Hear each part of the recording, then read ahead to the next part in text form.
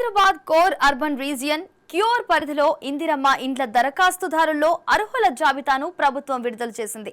మొత్తం 16 నియోజకవర్గాల నుంచి 60,720 దరఖాస్తులు అందగా దాదాపు 40,000 మందిని అర్హులుగా తేల్చినట్లు తెలుస్తోంది. ఇందులో మొదటి విడతగా 7,340 మందికి లాటరీ పద్ధతిలో ఇండ్లు కేటాయించనున్నారు. రోజుకు 4 నియోజకవర్గాల చొప్పున ఆగస్టు 27 నుంచి 30 వరకు ఈ ప్రక్రియ సాగనుంది. పారదర్శకత కోసం ఈ లాటరీ ప్రక్రియను ప్రభుత్వం లైవ్ స్ట్రీమింగ్ చేయనుంది.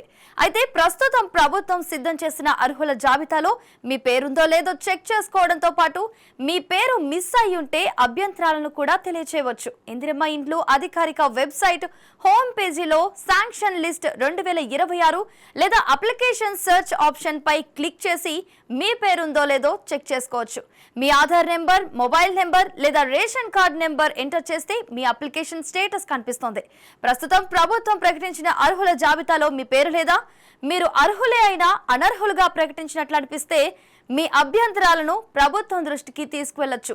తెలంగాణ హౌసింగ్ బోర్డు వెబ్సైట్ లో రైజ్ క్లైమ్ ఆప్షన్ ద్వారా తగిన డాక్యుమెంట్స్ సమర్పించవచ్చు. దీనిపై ప్రభుత్వం రివ్యూ చేసి నిర్ణయం తీసుకుంటుంది. ఈ వీడియో మీకు నచ్చినట్లయితే లైక్ చేసి ఈ సమాచారాన్ని ఇతరులకు షేర్ చేయండి. ఈ వీడియోపై మీ అభిప్రాయం కామెంట్ రూపంలో తెలియజేయండి. ఇలాంటి మరిన్ని వీడియోల కోసం మా విజయక్రాంతి ఛానల్ ని సబ్స్క్రైబ్ చేసుకోండి.